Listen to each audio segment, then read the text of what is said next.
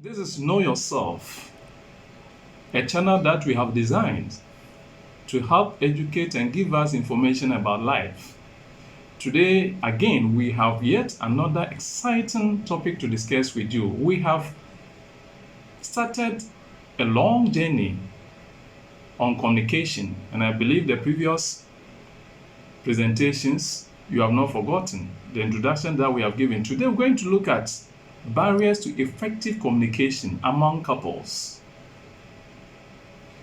Though the overriding objective of communication is to make a message understood by our links, or if you like, our publics, unfortunately, this is not often achieved because we fail to communicate effectively.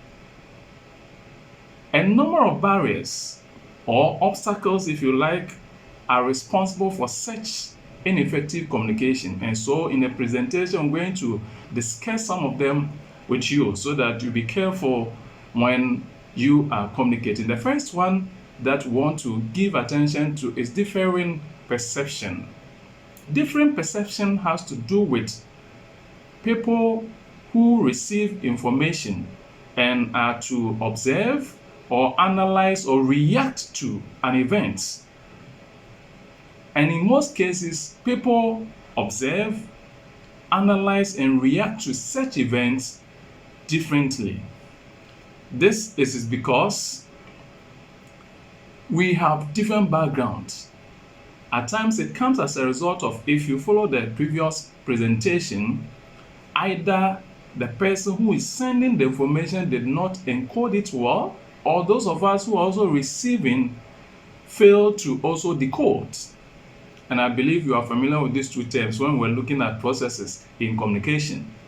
And so, one, you look at the person's background, the person's cultural, the age, sex, social-cultural background. All these things will affect one's ability to interpret. And so, as a result, we have the information that is getting to the other person not interpreted the way we want it.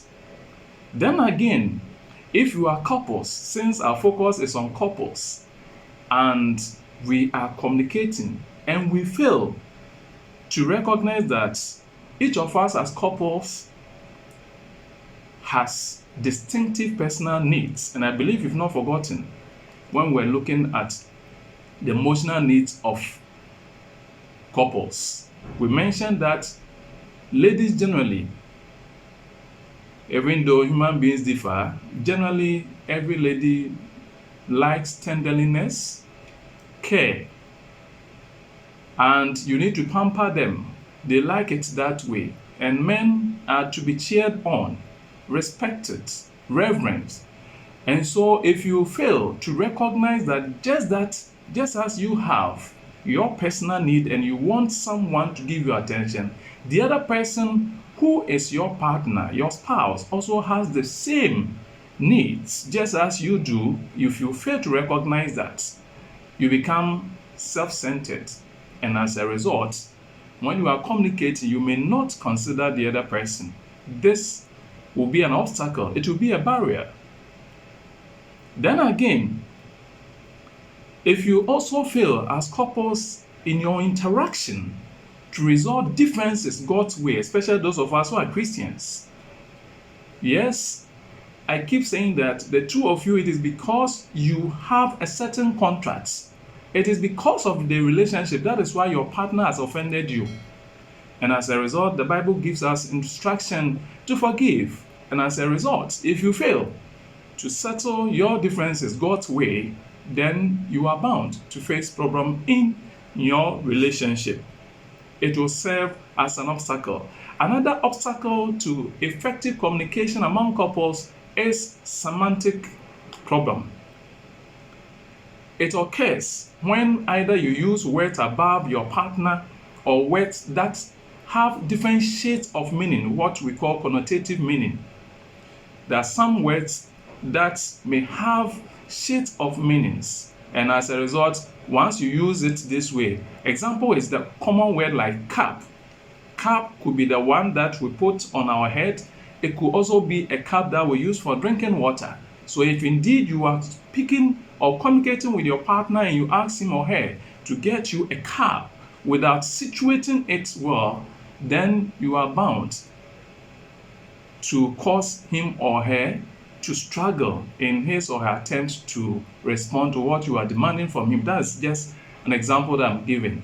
So we need to be careful about the words that we produce when we are engaged in conversation with our partners. Then some of us also have poor listening habits, and that is also an obstacle in effective communication. A lot of people are often not able to listen properly.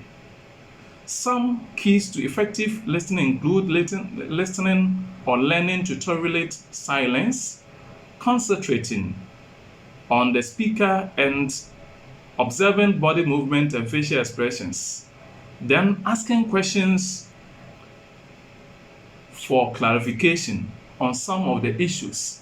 So if you are talking and your attention is not on your partner and you have divided attention, you have that poor listening habit, then that could also serve as a blockage. It will serve as an obstacle from preventing you from having an effective communication. And so you need to give your attention to your partner anytime that you engage in conversing. Then yet another obstacle to effective communication is mistrust or lack of credibility.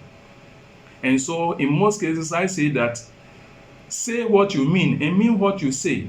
There should not be mismatch between what you say and your action. So anytime that you fail to honor whatever you tell your partner, you create that doubt in him or her. And as a result, if the person mistrusts you, it becomes very difficult whenever you are communicating for him or her to take you seriously. And so we need to take note of that as well. Then another obstacle that I believe in our series today will be the number 7, will be the kind of rapport among the two of you as couples. What is the relationship between the two of you? Is it that cordial? Is it that friendly? Is it that hostile? You are not open to your partner. Now, because today you need something from him or her, now you want to communicate. And so if you have a very bad relationship, rapport between the two of you, then you are also sure that anytime that you are conversing, the other person struggles to even understand you. So effectively, if you want to communicate, then you need to create the enabling environment so as to ensure that anytime that you want something from your partner, the person opens up also to you. Then again, lack of empathy. That will be our 8 points. Is another obstacle that we need to observe. A partner will not be able to communicate well if he or she fails to recognize the other partner's view. Why am I saying this? In most cases, we need to be sensitive to the pressures the other person is also going through. And we need to also respect their feelings. We should not be that self-centered. Someone said heterocentrism. We shouldn't do that. We need to be sensitive to the other person's needs. It's not almost all the time what I need all the time, but just be careful. Just be sure that your partner has a need as well, emotionally, and you need to consider that anytime that you are engaging in conversation.